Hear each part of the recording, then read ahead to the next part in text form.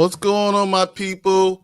It's the Spoiler Kings here to talk about Silo. This is our Saturday show. I'm Brian the Grizzly here with Brandman Brandon over there.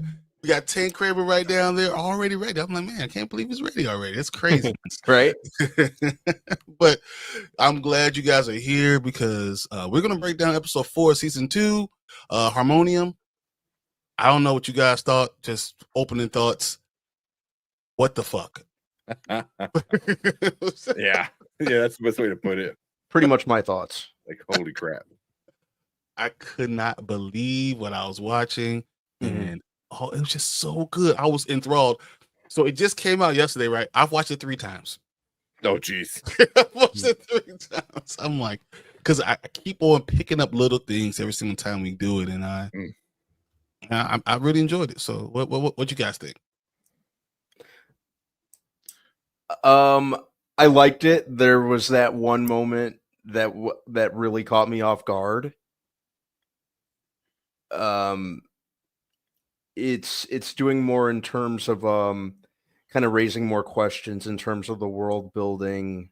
More on that later. Interesting to kind of see more of the character of Solo and more about him. That he's just been in that silo like pretty much on his own for 30 plus years, however long. Yeah. Do we know? Because I mean, it seemed like the more he talks, the more I question what he's saying. What he's saying is true. Yeah. Well, the whole classroom thing insinuates that, like, he was like, what, 11? I think she said a child. Yeah. So, but yeah. What? I mean, sorry, Bram. But go ahead, B. Oh no. Yeah. You got anything else? I like that we saw Lucas, or like the character of Lucas. I kind of liked him. He was kind of a breath of fresh air of a character, I thought. Awesome. So, yeah, pretty decent. Yeah. I liked it. Yeah, I don't know if Lucas is gonna play. It seems like they're kind of done with that character, right? Like, yep, he knows too much. Send him to the mines. I think he's gonna be part of the revolution part. Once that gets kicked off. Yeah. The more you see how this is going, you can envision where it's going to go from here. Yeah. The one thing by the end of this episode was Bernard is evil, but he has a plan. You know, like it's scary. It's scary how what he's willing to do to go to do what he needs to do to save the silo. You know, so his lengths, he's willing to go. Yeah. But I love, like, we get more of the backstory of the silo. You know, down in the what is that considered? It's not the deep down, but it's like the deep down. Things that people don't know. Next to wherever the mines are. Even below the mines, right? Because it's like the do not enter area, like all the way at the bottom. Yeah, so I think that they're probably digging to the left of it, right of it, and then there's this area that they don't know is this big open area that's right there because it's right below mechanical. Yeah. Yeah, that was the only thing I like. That was another thing. Somebody brought up a comment, like, in one of our last shows, is how can you mine? Because if you go in any direction, eventually you'll hit another silo, and you can't go down. So I think the mine is straight down. It's just on the other side. Oh, of the giant hole. Yeah, with the hole maker, the drill. Yeah, whatever the drill. So it drills down, but then the silo, like, you still have other places where you can mine, in, further out. That makes sense. They know where this, makes sense. Especially if you're a full football length away from the next one, you wouldn't hear anything. That makes sense. Let me bring these comments in because Nikisha was in here early. First thing she did, she said, came in and said, just finished watching another intense episode. Can't hear what you guys think. Ooh, intense for sure. It was intense. And then B's are messing with us saying, I'm not fooling with y'all. Yet here you are When we doing the Saturday things? When does Saturday thing start? So we on Saturday show now, all right? Yeah. But the Saturday show is only for one specific thing. Like we're going to do Silo, and then we can go do Severance, and we, if there's something that's really good that's dropping on Friday, why not? Yep. Yeah. We can still do our regular shows, on Mondays and Thursdays. Still have fun, still break down everything, but this is more specific to one thing. Mm-hmm. Especially on a Severance, I'm excited now. Oh, I can't wait. I was watching, so I was like, oh yeah, this will be good. I can't wait. All right, but keeping everything focused on Silo, I actually brought up a few things so as we could go through these things and talk through everything as we go along. So, all right. There we go. All right. So this is the beginning. After before the credits or before even the show starts, this is basically Solo kind of sitting there with Juliet, talking about the elephants, talking about the circus. So I mean, we're open to talking about circus, and he's giving her the lowdown on on the animals and the clowns and the trapeze artist, and they'll fly from one end to the next end, and kind of gives the idea that as we learn more about Solo and we realizing that the age doesn't really match up, maybe he was whoever Bernard's guy, the guy who ran the silos, child, and not necessarily his shadow, or possibly both. Maybe your child was your shadow, just like like you were training him, Sims, just like Sims. Yeah, something like that. So, yeah.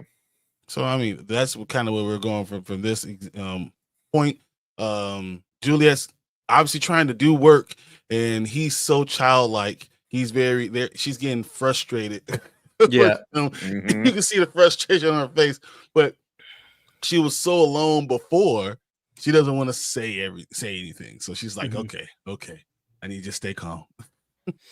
Yeah. You could see it all over her face. She was getting fed up with him because he's more child than adult, obviously being stuck there for that amount of time. That Nikisha in the building. Good evening, everyone. Appreciate you, Nikisha. Yeah, appreciate you. All right, so then kind of gets cut away. It goes back to Silo 18. And now we're in the underneath, whatever you want to call it. And we got Knox really talking to Shirley about all these things, all these names. And he's like, I thought these were all the names that died during the revolution thing, the revolt. And he's starting to realize there's more to the story. I'm starting to realize that the story is actually more about as there's many revolutions, many times that this stuff has happened, and every single time they blame Mechanical. No matter what, they blame Mechanical. And you start seeing the names and the stories and how they're sharing all this information. This is not a place that they're the first people to find this. This has been a place for Mechanical for a century, for decades, scores, something like that. And I think that's what you start to realize. And even Shirley, as she looking at it, kind of like, wow, how big and how deep this might go. This kind of, how did you guys feel about seeing the beginning of this? I was kind of wrapping this stuff up. What gave you the information that, everything we're hearing about, because we're seeing both sides, right? And we see what Bernard says. Inside it says, blame Mechanical. And they've done it time after time and after time after time. Well, if there's one thing that I appreciate more than anything, it's payoff and bringing things full circle, which I think it's kind of doing. It's filling in the blanks. This is a show that there were a lot of obviously purposely left blanks that they're now kind of filling in that regard. So I appreciate where their approach in that regard. Yeah. Like for me, it's like it makes me trust Knox a lot more, because I was really worried. I was like, he keeps doing things that everyone else is not doing. You know what I mean? It's like Mhm. everyone else is so angry and ready to like raise hell, and he's like, no, we're not going to do this. No, and I always felt like he was working on the inside kind of thing. Mhm. You know, like maybe he knew somebody and he was trying to get somewhere up high. But now he's like, hold on, we have to break the cycle. You know, so now he knows that like it's kind of repeating itself. So he's like, holy shit, we can't do it. Calm down, everyone relax. This is what they want. So now for me, he completely flipped from being on the inside and now trying to save specifically mechanical. You know, I feel like because he knows they're going to turn into the scapegoat. You know, so he's trying to save his people, and in turn, I don't know if it would save the silo. You know, because without a scapegoat, who's everyone going to get mad at? You know, I mean. And then you eventually get mad at the top, and eventually that's the revolution starts. But I think he always had this plan. He's known about this stuff, and he's thought this out. So it's like while Shirley is flying off the handle, she's shooting it from the hip. All her feelings, she's putting it out there immediately. He's really more measured. He's looking at it. He's like, okay, what can I do? As a leader of Mechanical, Knox is, he's thinking, what can I do to save us? And I think he really believes everyone's life is in his hand. Those are his people. And he's trying to protect his people. So I think I understand Knox a lot more. Yeah. It makes me definitely respect him a lot more. Because while everyone's losing their head, he's again, he's just calm and collective, and in knowing he goes, this is what they want us to do. They want us to get mad. They want us to fight back. They want us to do exactly what Shirley's doing. And he's like, stop it. So yeah. He's smarter than that. Yeah. But that's why I think he gives her the information. He goes, this is why you can't do that. So instead of watching her and trying to like work around her, I think he did the smart thing and just brought her in on it. He goes, listen, we're on the same page. We're on the same team. But here, this is everything I know, and now you need to know so we can do this together. So now, at least he's trying. He's trying. Yeah, Anzo said, didn't see the episode yet. Hey, I got you, man. There's no problems. No problems at all. We always here. We got it. Appreciate you being here right now, man. This is probably the best episode of the season, I think, so far. Yeah. It is a lot of crap. So we get this happening. And all this stuff is happening at the same time. And now we start to get into Bernard, and Bernard's talking to Sims, and Sims is voicing his upsetness and his disapproval of what's been going on, and talking about the plan. And he's saying that hey, the judge is doing wrong, man. She can't keep on doing these things. We got to keep Meadows in line. And I know you guys have been talking a lot, so I'm a little bit concerned about what's going on. And he said, I'm keeping tabs on you. Basically told him, I'm keeping tabs on you. I'm looking at what's going on. This is what's happening. And you need to really get her in line. And Bernard looked at him and said, that's what you think, huh? And then says, okay, well, next time I talk to her, we'll talk. But it's obvious that Bernard is not liking the way Sims is talking to him. This episode really pissed me off, or Sims pissed me off. Because like he's playing a game that he thinks he knows. He thinks he knows what's going on. So he's like going for this power move. I was like, you are making things way more difficult than it needs to be.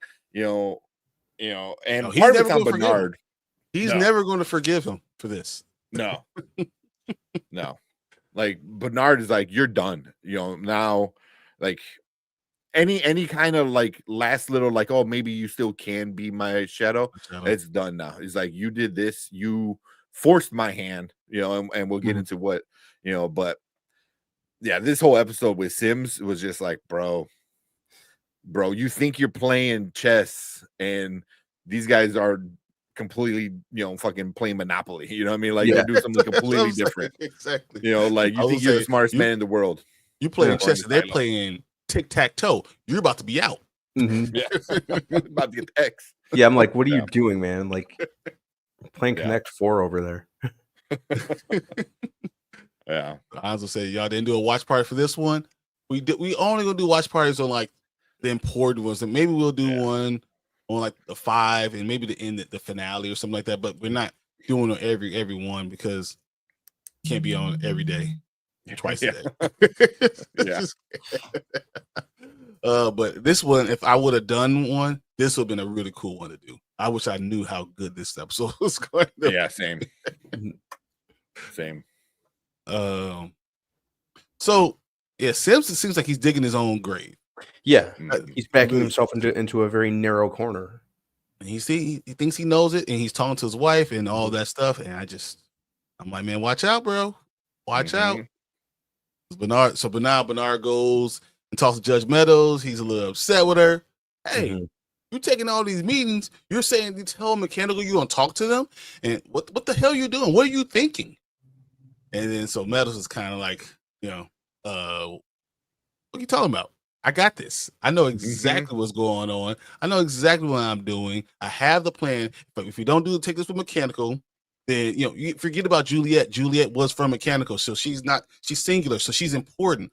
And because she's one of them, she can really start this revolt. If I don't take them seriously and give them a little bit of bureaucracy, then it's going to blow up in our face. And then he asked about the other prisoner and Lucas, and she's like, yeah, I'm going to listen to him because anyone can ask for me, and I'm going to do that. Doesn't mean I'm going to give him anything, right? I mean, I think she seems to understand what's going on. Once again, a character that we can kind of rally behind and like. Right, guys? Yeah. I mean, kind of. I don't know about like, but relate to. Yeah. Smarter. She seems smarter than everybody. That's why. Yeah. It's like she doesn't give a care. Like she doesn't care anymore, but also she cares enough that she knows what to do to not, let everything go to hell. It seems like that's why I was like, she's the only one making the right calls. So that's like the smartest person in the room. Yeah. She actually is, you know what I mean? And because she's like, I gotta take this meeting because it's gonna keep everyone calm. You should have did this, it would have helped. But instead Bernard's so rigid, like strict on the order. Order. Yeah. The order, where she's like, hey, we can play in between the lines here and still make everything work. And she's smart. She's smart for sure. Very much so. Playing a long game. We're trying to. Keisha says, I was wondering if Bernard might respect Sims more. Like now Bernard knows Sims might be capable of being as ruthless as him. Interesting. That might be possible, right?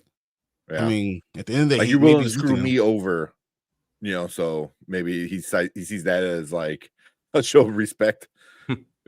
I think he's going to give him a test. He's going to see how far he's willing to go with his wife and child. And if he's willing to sacrifice one of them, then he might say, okay, Sims, you are ready to be my shadow. Because obviously Bernard's ready to go all in at any point in time. Does not care. It just does not. So, but I mean, I think that conversation was interesting overall. We go flashback to Juliet. She asked for some pen and paper. They really don't have any. He said, there's a chalkboard over there. Why don't you go get some chalkboard? And we notice all these numbers written all over them. Which I think are important. I thought so too. The first thing I thought about is because every time he's looking at the chalkboard, he's talking about the numbers. He said, just erase them. And I think that Solo knows what they are. And I believe they're computations of what's the key to the vault. That someone was trying to get into the vault. So they're writing down all the numbers and they say, oh, this wasn't right. This was right. You ever seen that, like the 6N4, 6C4, like how the computations you could of all the numbers because they could be. And they're trying to get into the vault until you kill them all. Yeah. That's what I thought. I thought too. It was somebody keeping track of their tries or something like that, or like you said, like having a system so they can keep track of what they did for the vault. Mm-hmm. Yeah, because the way he was like, "Oh, no one's gonna miss that." I'm like, as soon as you said that, I'm like, that's probably the most important thing that we need in this entire episode.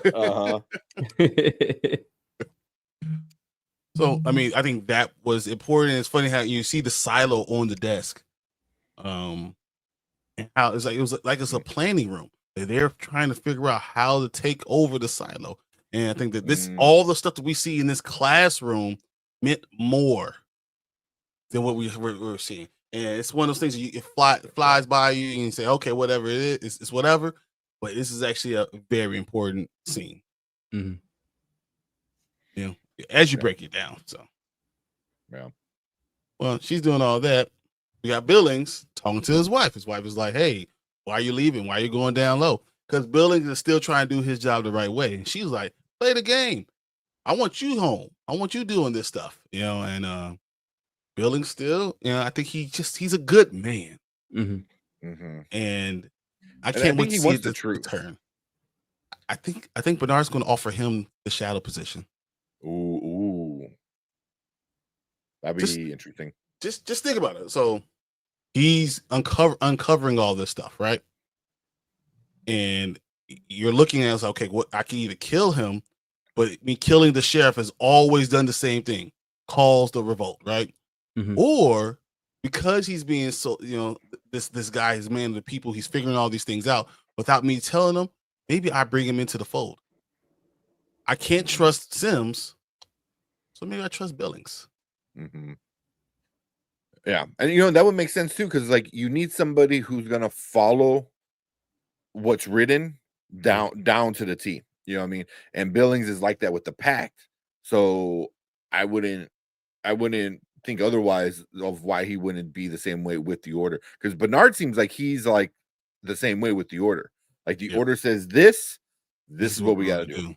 You know, so where Sims tends to kind of play with it a little bit.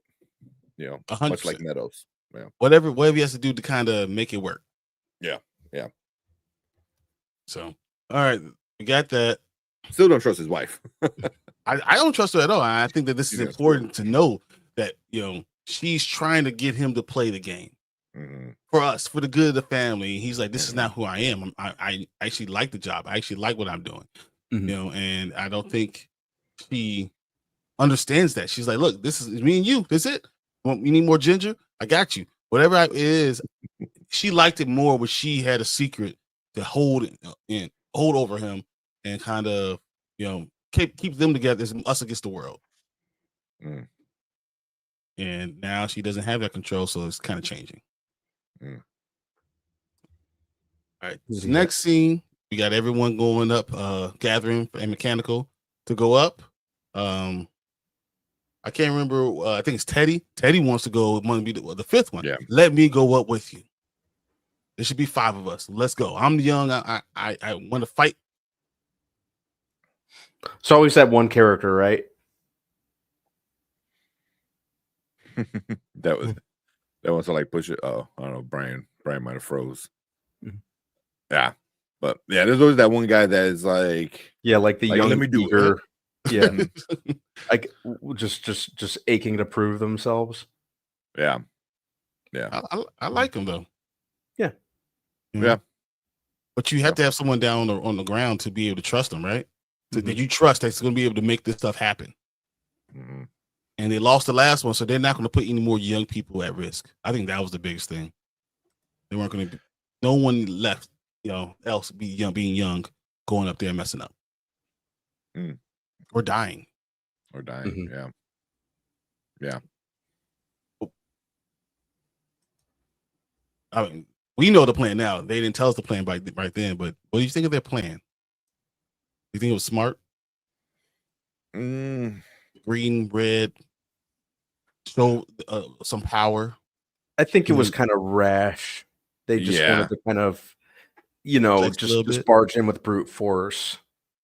Yeah. I mean, the whole thing, again, like Knox, you know, he knows like they're trying to blame Mechanical, but then that's a power move that if it goes wrong, you're blaming Mechanical. You know what I mean? Like, you know, so Yeah, I mean, it was a little rash, like Brandman said, but you know, it definitely like showed their hand, like, hey, we got, you know, we have the power, legit, like on our side. So, you know, but I don't know. I Might have thought been too Knox much. did a good job with showing foresight to knowing that they're going to get there and they're going to have some opposition. Yeah. He knew that, and, True. and if it's getting physical, you can't fight them with your number of 4. You're not going to fight all the upper level with 4 people and 2 of them being like senior citizens. That wasn't going to work. So you had to have something in your back pocket. Yeah. The problem is he didn't realize how far they're willing to go. He thinks that everything's on the up and up. They all doing it for the good of Silo. So he's thinking in those terms, and you don't understand. Bernard's a gangster. Every time Bernard's on the screen, I'm waiting for those the sunglasses and the cigarette coming in his mouth. Just every single time. Because that is the most gangster dude I've ever seen. Like, he just does stuff just because. So yeah, I respect that they had a plan and they knew they needed to have a plan, but yeah, they're swimming in the deep end and they weren't ready. Yeah. Bernard, especially after this episode, Bernard is the man that's at least one step ahead, you know. And if things happen, he's quick enough and smart enough to tweak it to still work in his direction. So 100%. Yeah. All right, we got next. All right, now we go back to Sims. He's talking to his wife, discussing the moves with his wife. What should he do? She tells him a lot of news, a lot more information about Metals. Let her know, like, hey, before she was, Judge Metals, she was known. There's stories about her, how smart she is, how intelligent she is, how special of a person she is. Like, she's always the smartest person in the room. She's always the best one out of everybody. So we need to be very, very careful about what we do. So we need to make a plan and we have to stick with it. So, and they're discussing, okay, so what can we do? And then he discusses, well, we can impeach them, showing that they're not there for the good of the silo. And if we have most of the people behind us, we can get that done. And he was like, how can I get that done in the next 2 hours? I can't get everyone behind me in 2 hours. And she basically tells him, you don't have to. You just need to have the threat of that, and then have that going, just going up there to Bernard, and he would know what's going on. So they're smart. Yeah. But is that going to get them in trouble? I feel like it's going to come back to bite them, because I don't think they're not thinking it through. They're kind of, I think that their ambition is outweighing common sense, and kind of what's within the bounds of what realistically can be done. So, and I think that's going to ultimately lead to something bad for both of them. Yeah. They're in this, like, they're together though. They're like on the same team and trying to do it together. Common or Sims is just like the face of it. But they're just going for power. I don't think they care what's happening as long as they get the power at the end. But also, I don't think they don't know the full spectrum of what they're dealing with. So they're making big moves with something they think they know, but when it comes down to it, it's like they only know a part of it. So their moves are going to have big consequences. And when they realize it, I don't know what's going to happen. They're kind of like my wild card of which way they're going to go once they learn the full truth. So. Because I think he knows stuff. They both know stuff.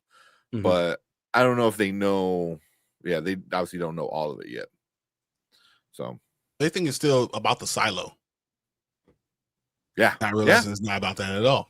It's about power. It's about all these other things going on. And how many silos there really is. Yeah. So, Mhm. sound like your camera's going out, B. Yeah, keeps like Unplugged. kind of blacking out. Yeah, it's like flicking in and out. That's what I was kind of noticing. I'm like, what the hell's going Might be on? might be unplugged in the back. But okay, Loose cable. yeah, loose cable most likely. Yeah, let me hang on. So while that's happening, we go back to Silo 17. Oh, here we go. Keisha has it. I'm confused on how Bernard goes over 25 years without a shadow. Like, what if he had died of natural causes? Then what?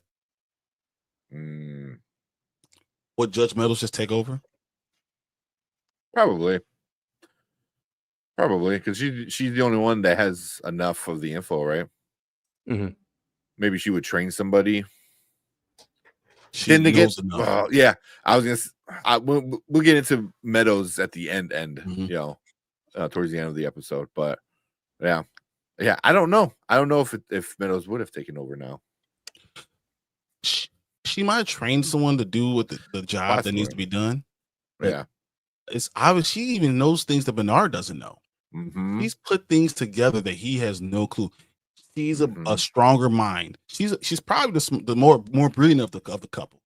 And I think we're going to find something very interesting between them. So I don't want to get into it, but those 4 days mean a lot. So we'll get to that soon. Yeah. All right, so now we got Juliet back over here with Solo.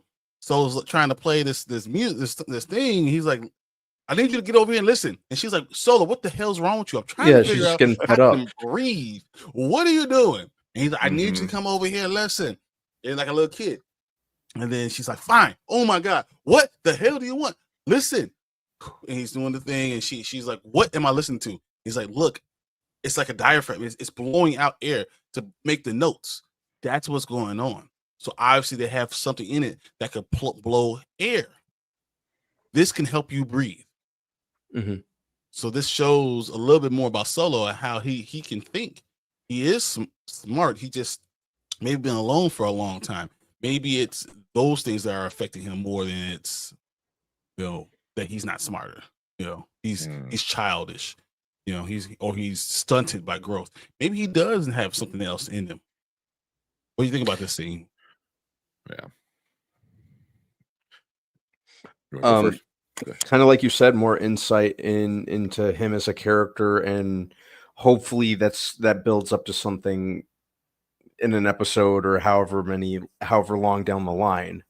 He's mentally stunted, but I don't think he's an idiot. Yeah. He's not an idiot. Mm-hmm. Because he knows things. Like I think he has, like you said, like mentally stunted somehow, or he just emotionally too. Emotionally too. That would make sense if he got stuck at 11 or 12 and then not getting any education after that. Kind of learning things on your own. You're kind of he's been in isolation all that time. So yeah, it seems like he's more socially awkward, right? And kind of what you guys said, like, what if he's really, really, he was the smartest person in the silo, the highest IQ, whatever. But he, and that's why they chose to run the silo and be the shadow. But he was only 12 or 13 years old. And when the guy walked out, he was 13 or 14 years old. And he's been alone or fighting off people ever since. So he hasn't had someone else to really talk to and be less socially awkward. So, possibly that's more to do with Solo. Even though I still think we're really getting through the layers of him, because we're going to find out there's something more to him. I don't know if it's going to be good or bad for Juliet, but there's more to him. Yeah, would you be surprised there's some bodies behind the vault? Kinda. I think I would. Mm-hmm. Yeah. He doesn't seem like a violent kind of person. Yeah, that's he's more like self-defense kind of stuff, but I don't know. I'm thinking like his old family. Oh, that was weird.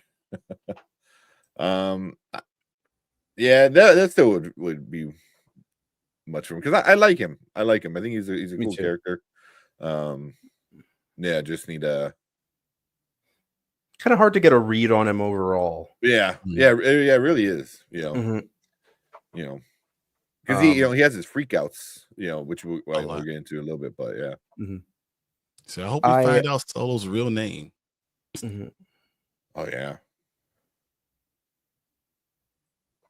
What you think, B? Oh, nothing. I was just gonna say, yeah, I hope we kind of get more on him. It's like I said, at this point in time, it's kind of hard to get a read on him. Which on one hand, on one hand, I appreciate, but at the same time, I'm like, come on, pick up the pace a little bit because this show, it does do a lot of build up and kind of suspense. And it's kind of a double-edged sword for me because on one hand, considering the content of the show, I really appreciate that. On the other, I'm kind of like, you're kind of you're kind of inching dangerously close to dragging, which I think is dangerous for any show, specifically with the whole Juliet and Solo subplot. I think that is one element of the show that's kind of moving a little too slow for me. Or just not moving slow, but definitely dragging, I think. Yeah. So I hope they kind of start to move it a little quicker with that. Yeah, I hope so. Now that but yeah, I think they might. But it is interesting. Was it for you guys?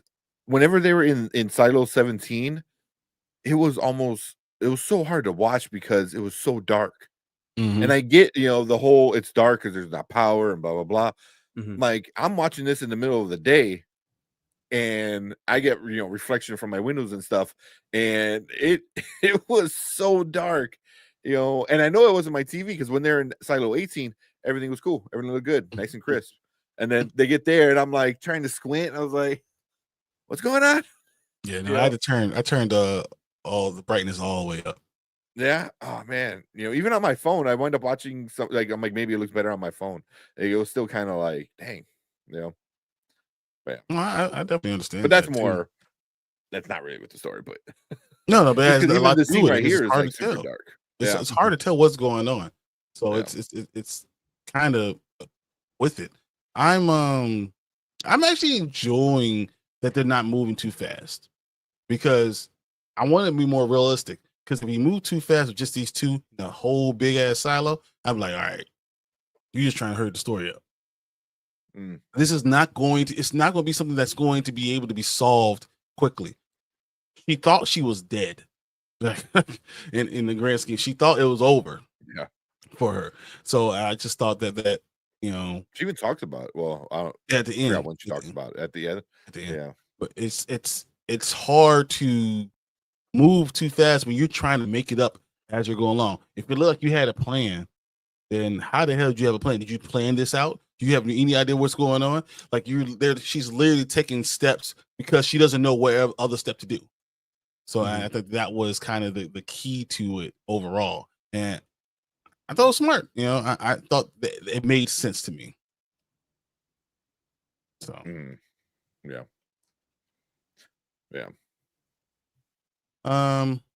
Okay. So they're putting all that together.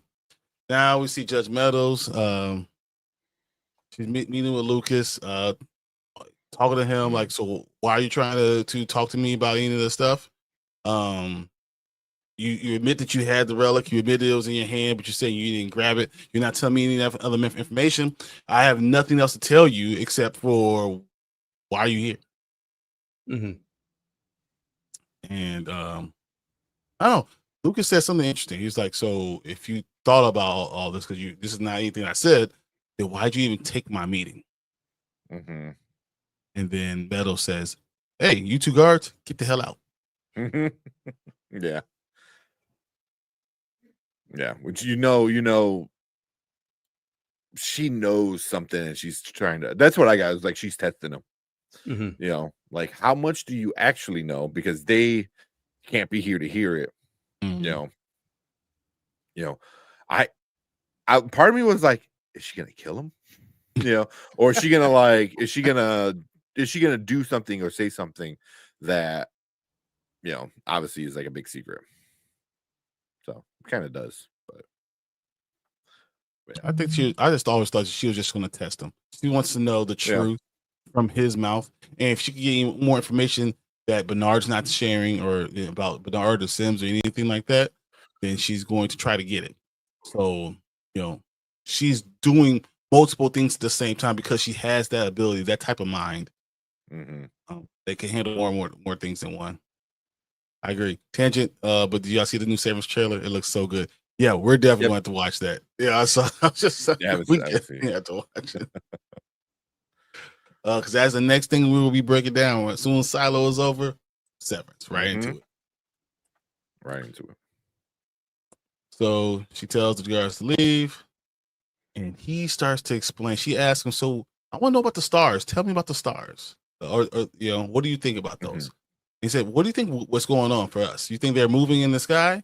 And he starts to explain, "No, I actually think that we are rotating, and we go through all this space odyssey type of stuff. Hey, we're moving around, and actually everything else is moving around that, and maybe the sun is standing still and it's going around, and those stars are actually still, and we're just moving around, and that's what makes the stars look like they're moving, and all this intelligence, and he's figuring this all out just from observing, just watching the screen.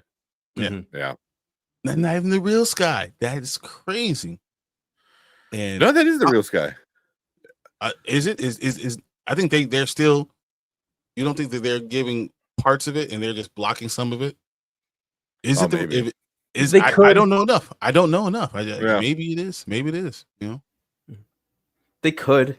That's a good question, actually. It wouldn't surprise me now that I think about it. Yeah. If someone got out one day, you don't think they're going to be walking across the screen. They're going to block that, right?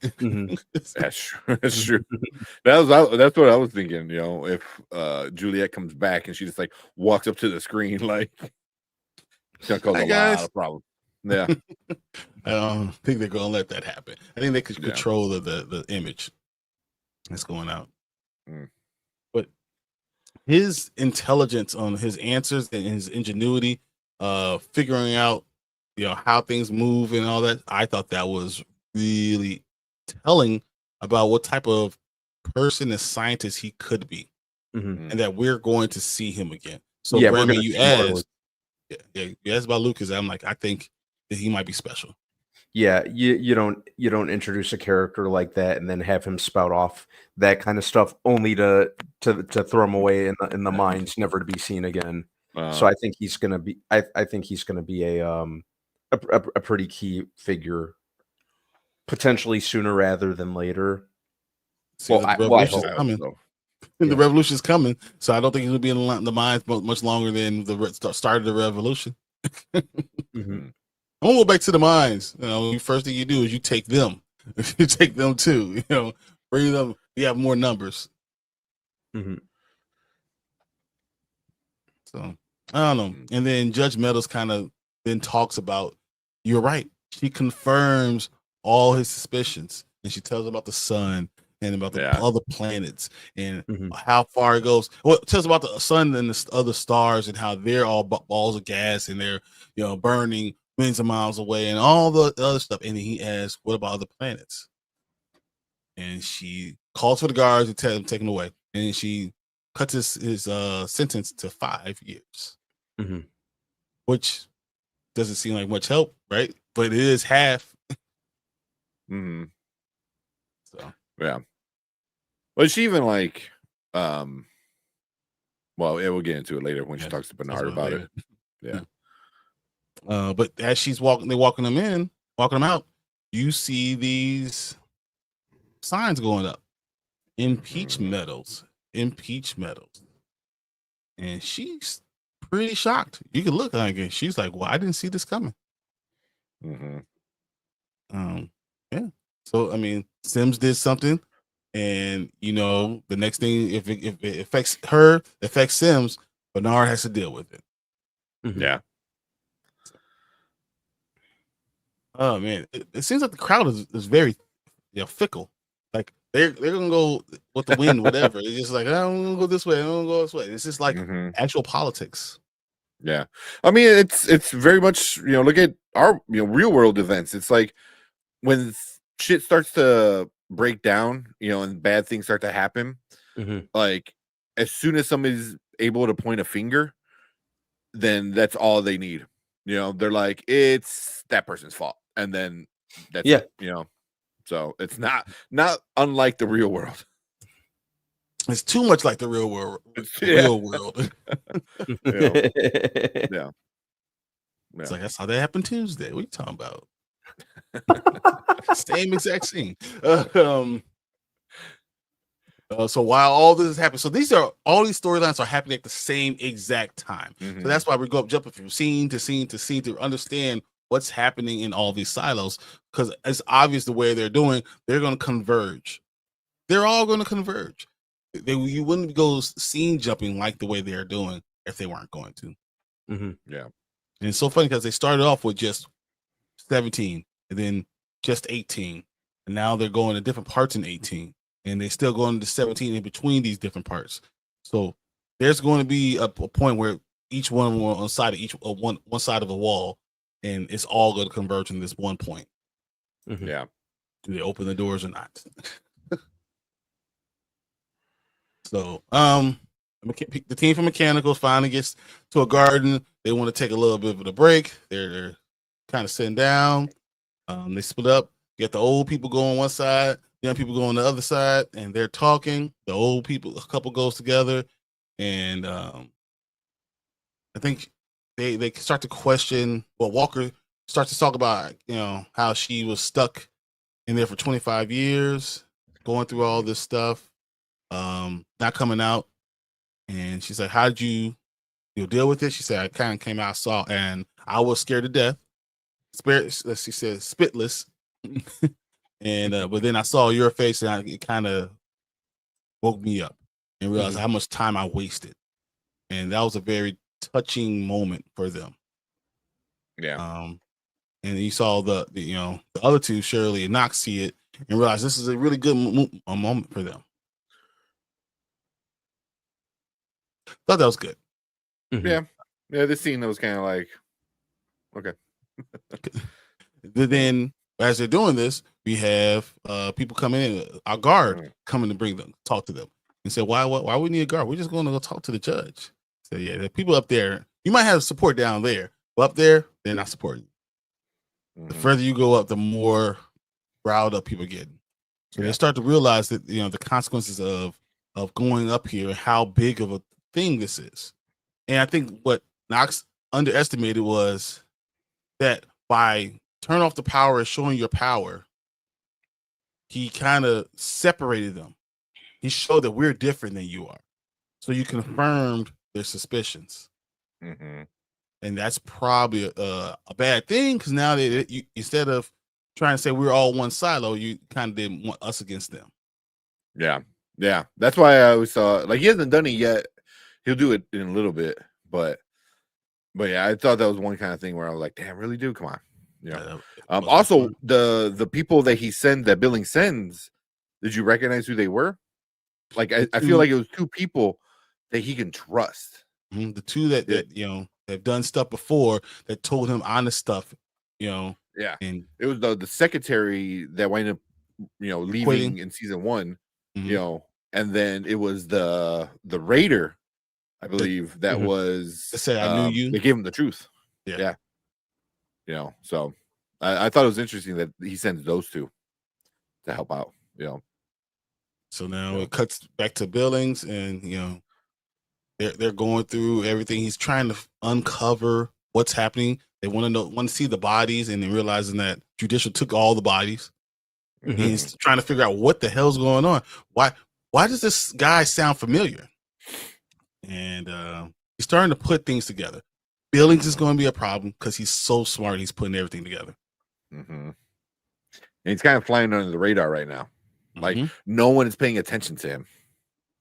That's the thing. That's smart, and he's going to be a problem. So course, Bernard comes in, wants to talk to Judge Meadows, like, what's going on? He say, Mary, what the hell are you doing? What's happening? And she explains everything. Like, look, I did this. I'm taking a meeting with them. I'm not going to let them get anything, but I'm going to use bureaucracy to push them back away. They can go back down and it'll be fine. And then I'm going to I took the meeting with Lucas because I want to see how far how much he actually knows. And he said, well, then why would you cut his sentence in half? And she's like, because in 1 year he'll be dead, so it doesn't even matter.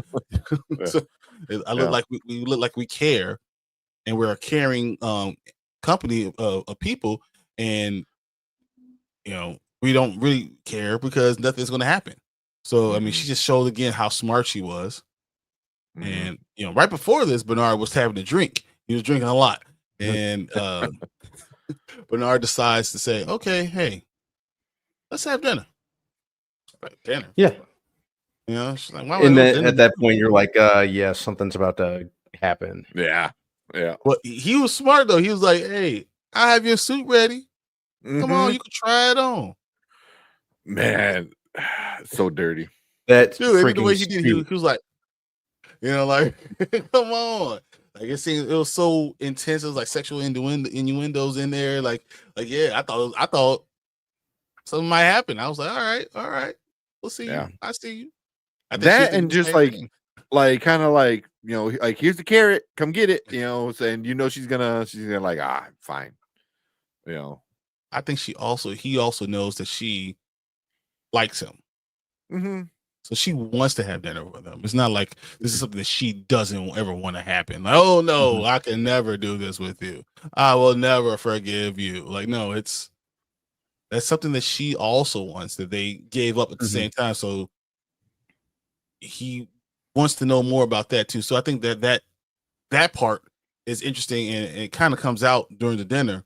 And I want to ask you something about that when we get to the dinner part.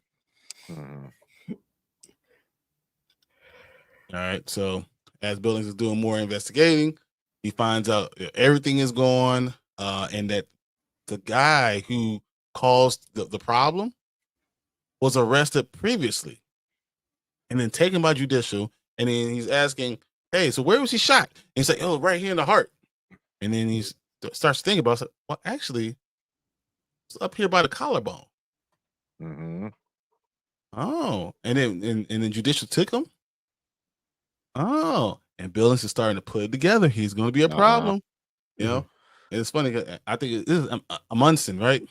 What's the other one? But Billings is figuring it all out, man, and it's getting smarter and smarter. And I'm seeing the thorn that he's going to be in their side. Yeah, but I think it's going to be surprise. I think it's going to be a surprise to Bernard. You know what I mean? Like, he's like, Bernard's like, everything's patched up. I got everything good. Like, he's gonna have that moment of like, kicking back and like, job done. And then Billings comes in and is like, what about this? And like he's throws down all this like information. So I think he's gonna be the big surprise at sometime in the season and help start the revolution. I'm feeling like Billings is the guy who causes Silo 18 to look like Silo 17. Possibly, yeah. Possibly, yeah. Because he wants the truth. He wants the truth. So it's Silo 17. We found out, they thought they had the truth. So, yeah. Well, while that's happening, Juliet decides to go down deep and start swimming. Throws a big steel rock or whatever, and it sinks to the bottom. And she's going to try to make her way through by picking up this rock and going through and breathing into this tube. Well, she didn't think about the tube being has to be long enough to get through wherever she needs to breathe. So she takes a big breath and she tries to keep it going, and then forgets about the big old rock that she has, and let's get stuck on the door. I'm like, this is the dumbest thing ever. Like, what are you doing, lady? Yeah.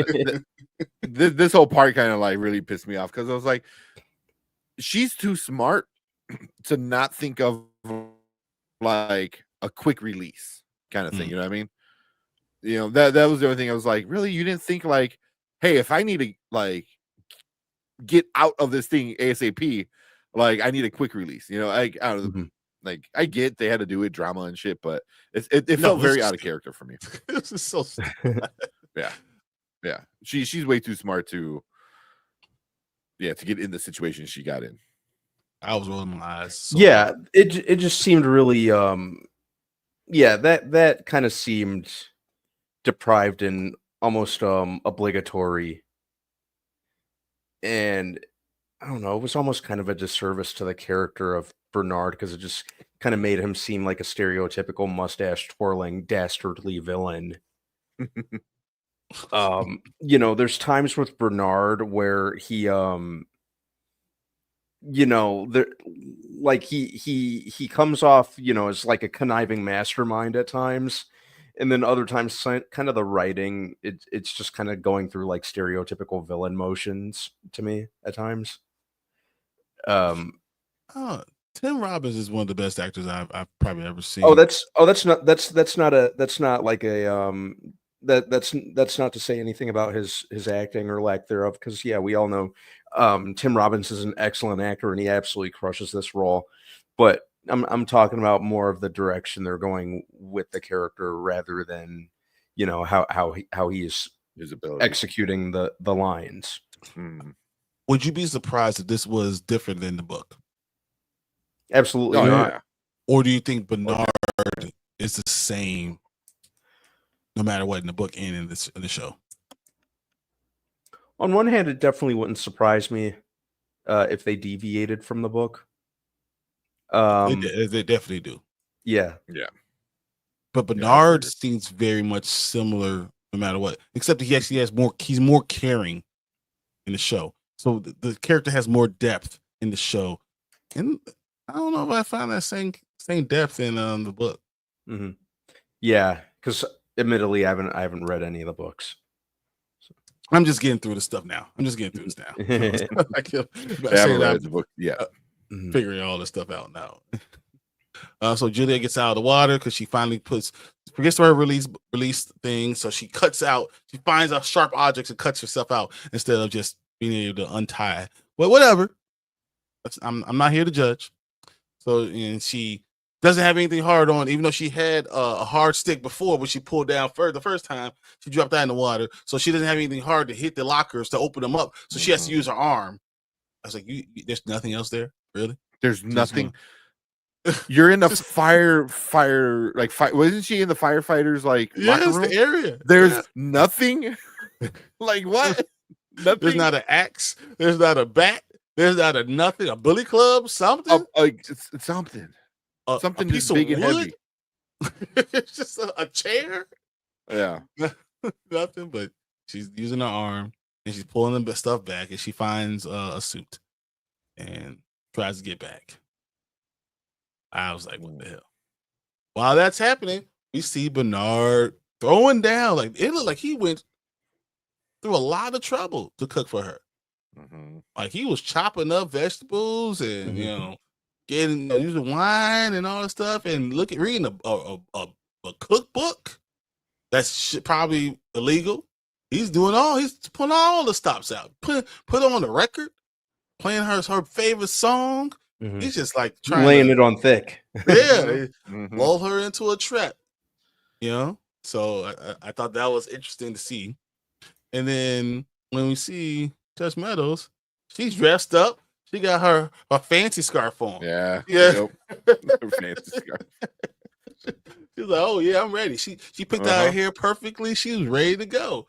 I thought that was interesting, and this was it seemed like a real date, like going back a lot of years, and a long time coming. Were you surprised that they did this, or did you guys start to feel like something nefarious is about to go down? When something like that, I always, this is just a force of habit for me, especially just kind of the atmosphere of that scene. Something didn't feel right. It just felt like ominous from the jump. Yeah. From the invite, it was like, nope. Like, I don't trust you. Even if I was her, it's like, you already lied to me about a bunch of shit. Like, I don't trust you. I guess she really didn't, think anything bad was going to happen. So I thought that she thought that he might poison the wine. That's what she said. Yeah, that would have been the way to go. The obvious route to go. Not the way to go, but you'd think, it's usually something being put in the victim's drink. Yeah. At this point, we're flashing back between the two silos so fast that made me feel like we're going to get to a fever pitch. Like we're going to get to a point where you're going back and forth, back and forth, back and forth, because one is affecting the other. But that's how I'm feeling, because you're going from one to the other. It's going to start going faster and faster, and next thing you know, you're right next to each other. This is the scene that started to make me feel that way, because why are you jumping from silo to silo? You could finish one story and get to the other, and then go to the next. Yeah. So why are you doing it, showing that this stuff happening at the same time? There has to be a reason behind it. Yeah, they're setting up that's a good connection of like, it's like flashing closer together until it's finally like you said, they're on the opposite side of like the door kind of thing. I can see that. So in this scene, Solo freaks out, says that the vault is locked. He's saying he can't put the combination in. He's put the wrong combination in twice, and now he's blaming Juliet. He's telling her, "Shut up!" And she's like, "Why don't you just write the damn combination down?" "You shut up!" And that foreshadowed to me that she recognized those numbers up there were probably the vault combination. Okay, I didn't think about that. Like she's not stupid either. She's like, what would these numbers be? I see you putting these numbers. She's looking at the numbers and she's thinking, yeah, they're trying to figure out how to get into the vault. So, he goes in. He finds it goes green on that light. He gets in and closes the door. Now we flash back again to Judge Meadows and Bernard, and they look real comfortable, really happy. So Judge Meadows seems like she's totally, in her element. She's fine. And you can see the wine. She did not drink a drop of it. She didn't trust any of that stuff. So that was interesting. But they obviously had a good meal. And they're, having a good time, starting to conversate. And that was really cool. What up, Brogu? How's it going, man? Saw you in there in there on Tuesday, so appreciate you being here. But yeah, even the way she's looking looks like she's ready for dessert. And then she asks, I think she feels like I got you. You thought you got me, but I got you. I'm still here. The fact that when Tim Robbins mentioned, Bernard had mentioned that he had poisoned the mushrooms. I don't know, something about Tim Robbins' delivery that, like, on one hand, you're like, you son of a bitch, you filthy son of a bitch. Right there, when she realizes that, he poisoned the mushroom. Something's wrong. He got, he as Brogu said, he got her. But Tim Robbins has this talent for making the most conniving, horrible shit sound so earnest. Like you believe him when he said, "You made me do this." Yeah, man, I guess she did make him. He wouldn't do that on his own. Nikisha says, "I hate that they invented the judge character only to kill her off. Why change from the book then? Change the book then." Oh, so this character wasn't even in the book, huh? She was different. She's different in the book. Okay. And she seemed like she was going to be a very important person to do in the show, and now she isn't. And it's weird because they set up all this and it showed how smart and important she was, and then they kill her off. Yeah, but I mean, if it's made like, I think her importance to the show made sense, not her as a character,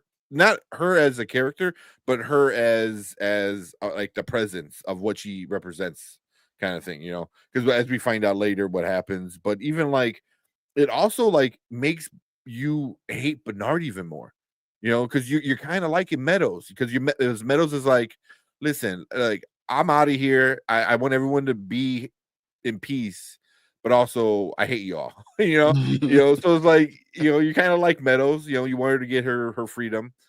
But then it just proves how like evil Bernard can be. Yeah. So he only cares about what they yeah. say to do. Yeah, That's it. Yeah. So I mean, it sucks that she they invented her just to do what they did with her, but at least it adds to for me. I don't know if the reason in the book on why things start, but it makes sense in the show. It made Bernard a little bit more evil. So and that could be a way to better tell to make you feel a certain way towards characters. So Grogu wants to know: do you think Common's character is going to have a problem with Bernard? Oh, absolutely. I think so. This scene right here. This is where it starts, right? Yeah. So happens, and look at her face, and she is totally distraught. And Bernard is asking her questions, and she says something to Bernard. I think this is probably the most important thing. This is why she had to be here. What she says to Bernard, she says, 25 years ago when I left you, and I said I couldn't be your shadow anymore because I couldn't see myself as being there with you. I lied. I would have happily been by your side forever. I was like, the acting from her in particular, she was selling the crap out of that. Yeah. This a complete like a person that just like the ultimate betrayal. Ultimate betrayal. I feel so bad for her. Keisha says, I was attached to Allison Holston. They're dead. I was becoming attached to the Judge Meadows. She's dead. Cooper dead. The only people left I care about is Lucas and Walker. Careful. See, you just killed two people, Nikisha. You just killed two people. Walker, I wouldn't be surprised, man. I would not be surprised. Lucas, for me, it's 50-50 still. I think he's going to be too important to the end. Yeah. I think the Billings is going to talk to Lucas before he goes down to the mines. And that's going to give Billings the idea that, hey, something might be going on outside. Grogu said she did some great acting in this scene. In that scene, I actually felt bad for her. Exactly. Yeah. Exactly. Yeah. I 100% agree with you guys. I really did.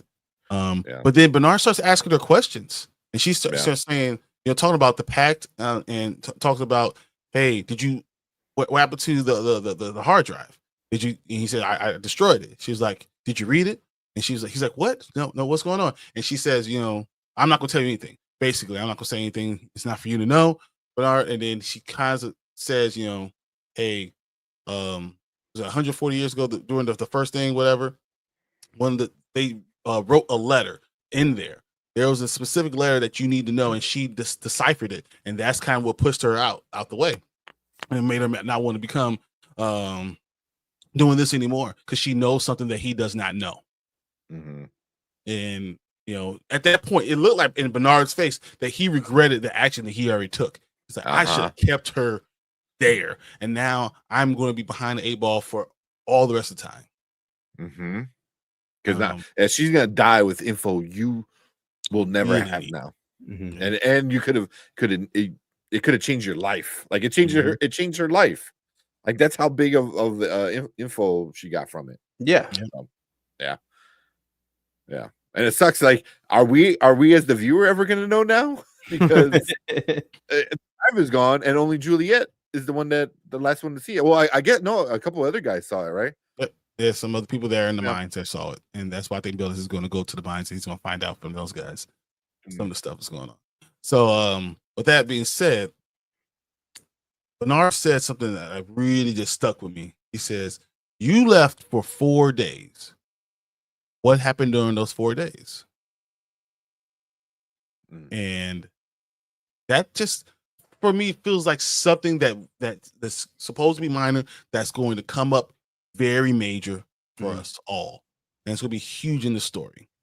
And those 4 days, what did she do? Where did she go? Why did she leave? And in my opinion, I'm thinking that someone else knows who that is, And I believe it's Dr. Nichols. I think he knows why she left for 4 days. That's why. Why do you think him? Because I believe she had a baby. Oh. I think we know this child that I'm speaking of. I think we know this character. Okay. Who do you think it is? I think it's Shirley. Interesting. Timing would make sense. All of it kind of false. I think it's Shirley. I think she was pregnant. She was saying, I would have stayed by your side all those times. All this other stuff, kind of goes together. I think that's what happened. And she gave up the child. And I think Bernard was trying to get something out of her. Where did you go for those 4 days? So he felt something. He felt like she did something those 4 days. I think that thing has something to do with a child. And I wouldn't be surprised if it was Shirley, who Bernard just set up. And it turns out that he's going to find out that was your daughter. Damn. I mean, I think that could be something. So, yeah, a little twist. Mm-hmm.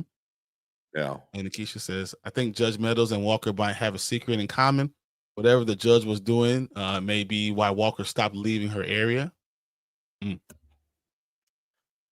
Said the doctor did say there are no cameras in IT. Shirley being their kid would be a great twist, and that will connect Meadows to Walker. Exactly what she just said before. Yeah. So yeah, Bernard just set up those mechanic engineers. Yeah, exactly. He set them up, and now he's going to have to deal with it, and he's going to find out. And I'm telling you, Nichols knows about it already. He's the one. I like that. I like that theory. Because we all talk about Shirley. She has her dad, right? But she doesn't have a mom. She didn't, and he wasn't in a relationship with anybody. That doesn't make sense. Shirley was given to him. He raised her as his own. Yeah. She's too so smart. It's actually Bernard's and Meadows' daughter. And the way she looks, and the way I'm telling you, it's going to be something. Yeah, I like that. I meant no cameras in the baby area. Sorry. No, I know exactly what you're saying. There's no cameras up there in that area. That's the one place you could do something. And 4 days is long enough to have labor, have a baby, and get back.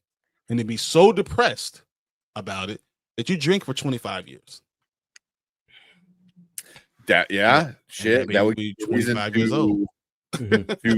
to stop wanting to be around Bernard. That would give a reason why to drink, That'll be a reason for her to say, I would have stayed by your side for 25. I would have stayed forever. Yeah. If this didn't happen, I would have stayed still by your side forever. Yeah. So yeah, damn. I thought that was when I saw it the first day. I thought I was like, that is huge. That's going to be a huge thing. And Bernard, I think he's smart enough to start to figure it out. So she's asked, "Can I go see outside one more time?" And Bernard's like, "No, you cannot." But he thinks about he has these glasses where they showed outside, basically shows Costa Rica during our time, and you get the capuchin monkeys and the red tree frog and all these things, and she is like, she's dying, but she's never seen anything quite like that, and the wonders that they shared during those scenes were really intense. You can see even Bernard, like he's dealing with her. She's so mad that he's killing her, but like literally, she still loves this dude. Like you can see real love for this dude who just gave him poison. Yeah, and I think because obviously he brought it and planned it because he knew you're dying, but I'm gonna at least give you like paradise before you die, kind of thing. I don't know if he planned it. This is his house. This is his house. It's just he has all this. Yeah. So this is in his house. So she says that, and he's thinking, "What can I give her?" And I'll give. I'm going to grab this, and he probably I feel like he planned it out because I think he does have feelings for her. So I think he felt bad, and he knew he couldn't let her out. So this is the next best thing. You know, it was like, I'm gonna kind of give you what you wanted, you know, in your last minute of life. You know, I mean, you might be right, why I but I love always thought that he did care about her, still did love her, and he first thing came up to his mind was, let me get that for her. Mm. What do you think, B? Think he planned it to have that right there? I do. You know, kind of looking at the way he reacted, yeah, he had mapped this out. You know, he's pretty meticulous and conniving for the most part, so I feel like that wasn't something that he had just kind of thought up on the fly. You know, you kind I of think he uses, for him to be able to recite it like that, I think he uses it all the time. yeah. And you saw how he had it like all at the ready. So yeah, he uses it all the time. I'm saying that's what he does. So it's just there because he uses that's what he does when he's bored, kind of thing. Because it wasn't like it was unwrapped in the case or it was sitting to the side, like already in this room. He literally opened the drawer. It's this case designed for the glasses. He pulls them out and he gets them for like something he grabs all the time. Yeah, that's and then he wants to share that with her. And I thought that was what was going on. Grogu said, "Yeah, you got to be a cold-blooded son of a bitch to kill a woman that actually had feelings for you and you for her." Yeah, that's Bernard. That is Bernard. So going through all that, she's loving, she's showing these things, and he's experiencing it with her, and she's still holding his hand, and they're connecting in a way that's just something special. And then she dies, and he kisses her as she's dying. Yeah. You know, so, and I think this affects him more than he thinks it has. And I think that we're seeing him as a cold-blooded person, but I think he just believes that this is what he has to do so much that even the person he loves more than anyone in the world can't last.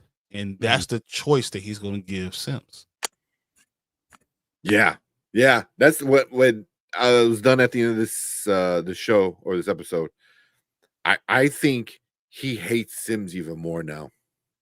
Me too. He goes, you know, like I think he hates it. He goes, you couldn't even keep, you know, like you had to send raiders to watch over your wife.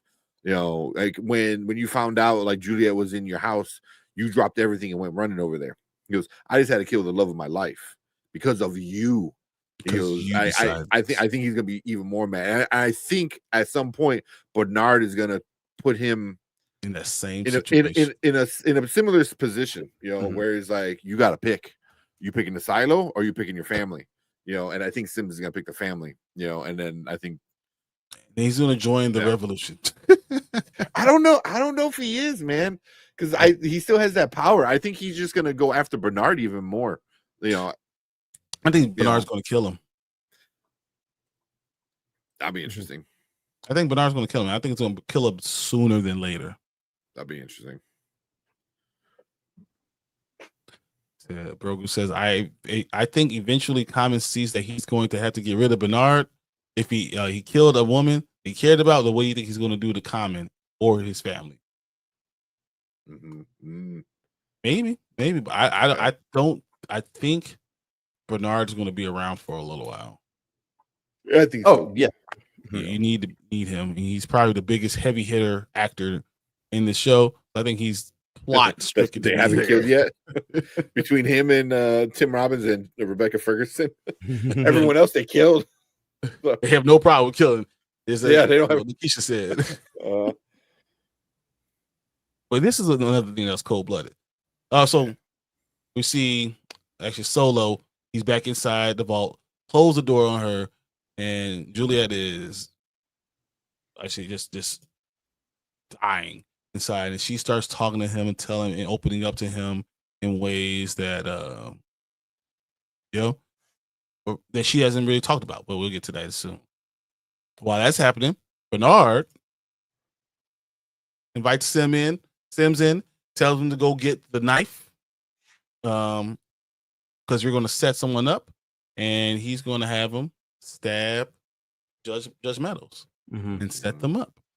And that was this was the moment where What? like my jaw dropped and I was like, Yeah, I what? was like, holy crap! Like, what's gonna? When I first saw the knife, you know, I I'm saw like, the I knew knife. exactly.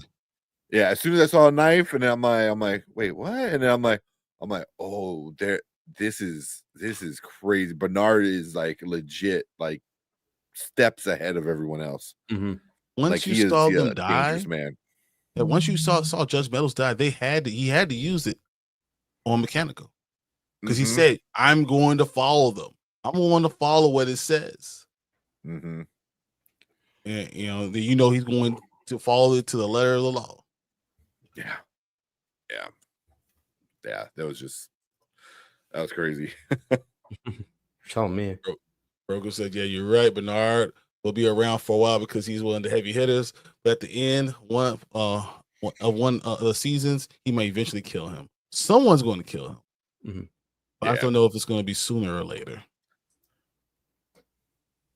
So that's going to be interesting, man. All right, so see a knife, and now we see Mechanical finally get up there and see all people picketing on him and saying, "Hey, you're gonna go back down one way or another. You're not around here, boy. You're not supposed to be around here, boy." That is the feeling I got when all that was happening. And of course, Knox already knew this was gonna happen, so he had his plan, and he told said, "Boy, hey, Walker, drop the red mallet. It's red. It's red." And they go and turn off all the power. Right. And then Bernard comes out and he's saying, "Hey, I could bring you to Judge Meadows. She's not feeling well, but I could bring you to her if you turn the power back on." So they drop the green ball, the power comes back on, everyone gets shut up, and he walks right over to Judge Meadows. Which that's a power move by Bernard, because he's like, they turned it off, but I'm the one that got it to get it turned back on. You know what I mean? So now Bernard, to all these people that are there, Bernard looks even more like the good guy. He looks more like the person who cares about everybody kind of thing. Like it furthers the divide. Like, oh, he's a high up like us. He's just like us, exactly. Yeah. So, and they're not like us. They're from down low. They're not like us. I hope Bernard gets sent out to clean with that bad tape.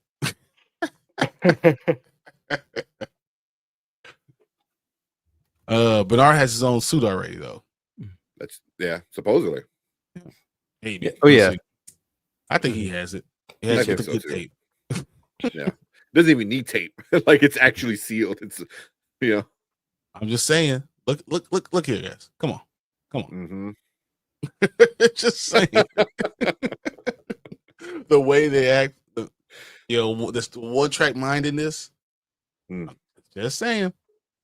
So takes her over, and I didn't see the scene, but they get there and Sims is just sitting there with the knife in Meadows, and they're like upset, and Knox is like, "I want to go beat up Sims." Like he goes to try to attack Sims, and Knox says, Shirley grabs him and says, "No, we gotta get out of here."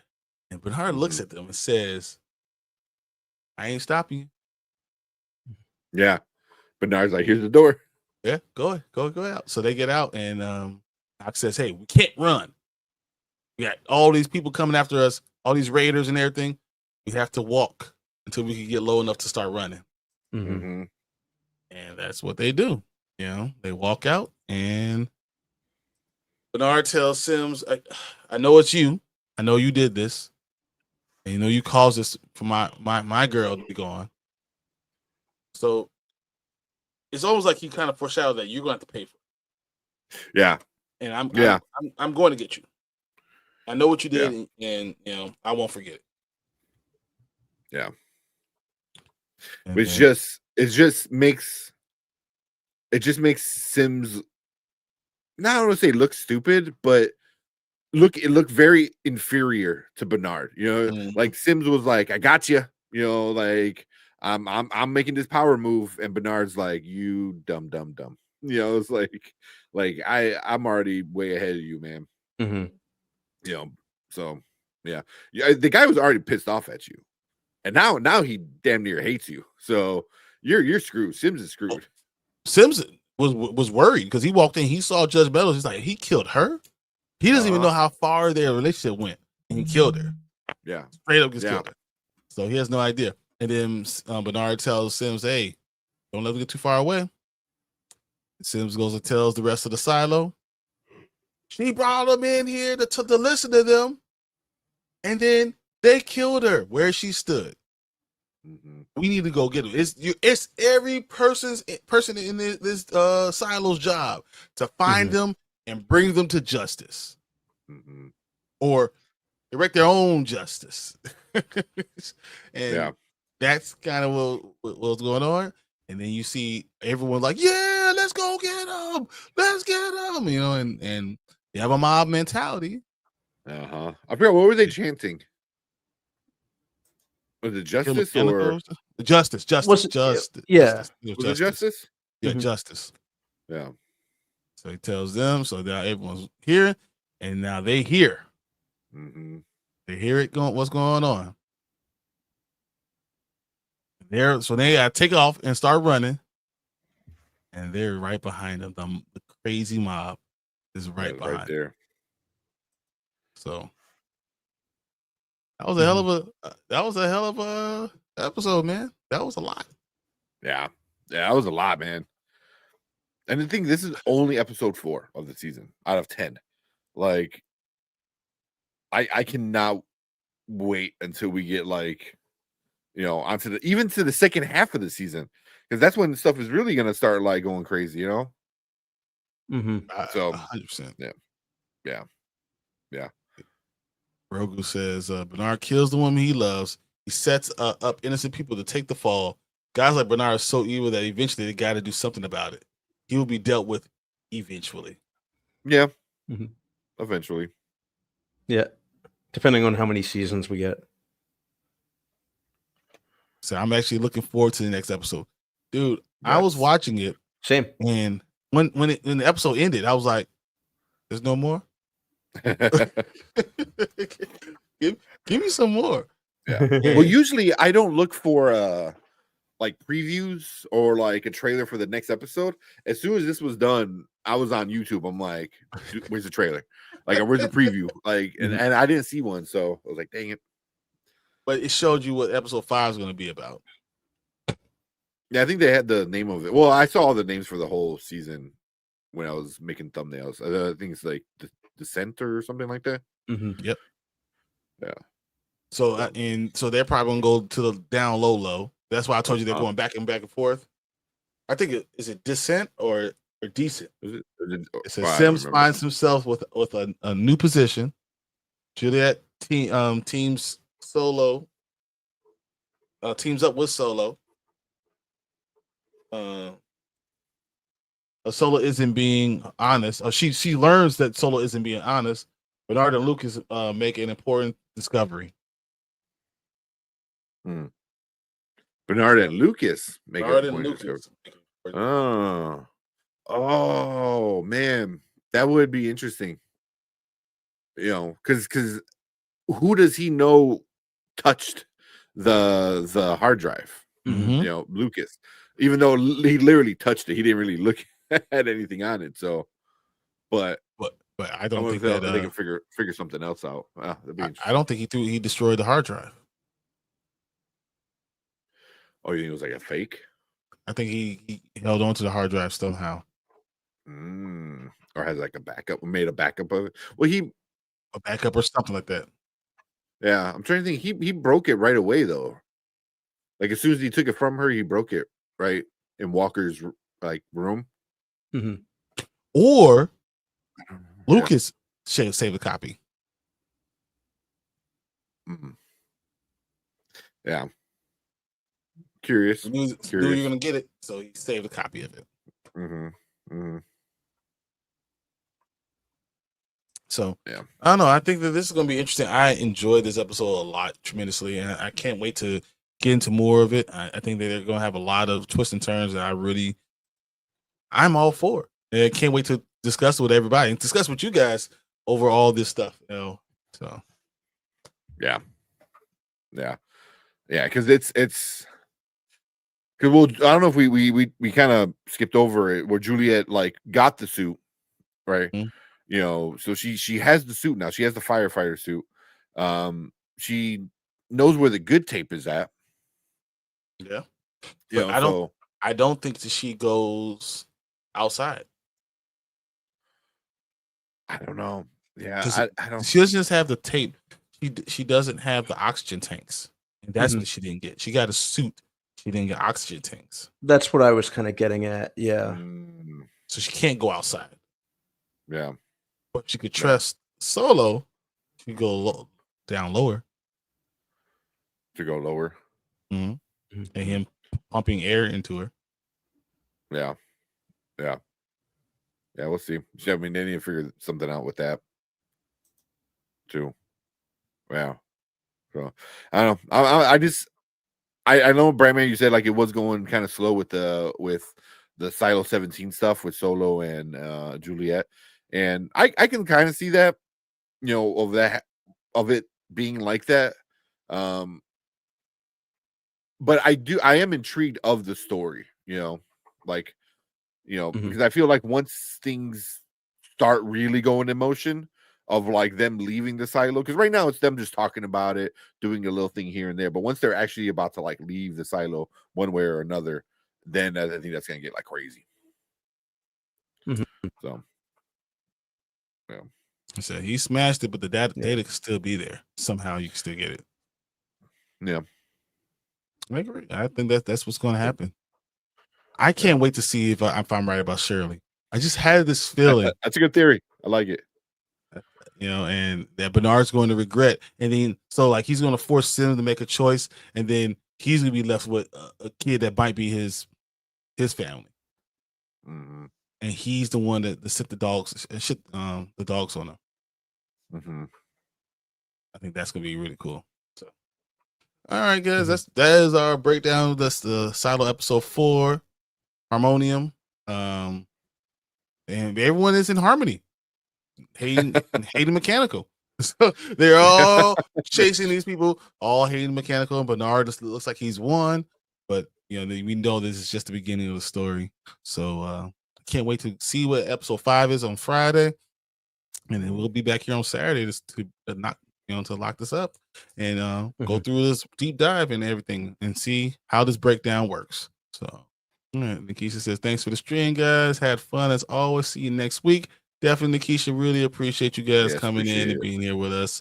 And if you guys want to see us when we do this live, you're watching this later, please jump on. We're going to be doing this, every Saturday until we get to the end of the season, doing the episode breakdown and having a lot of good time. So come and join us on Saturdays at 9 p.m. and we'll keep on going. So thank you guys for being in the chat. Thank you guys for being here with us. And I guess we'll see you guys next week. Yep. Yeah. Cool. See you guys. See you guys.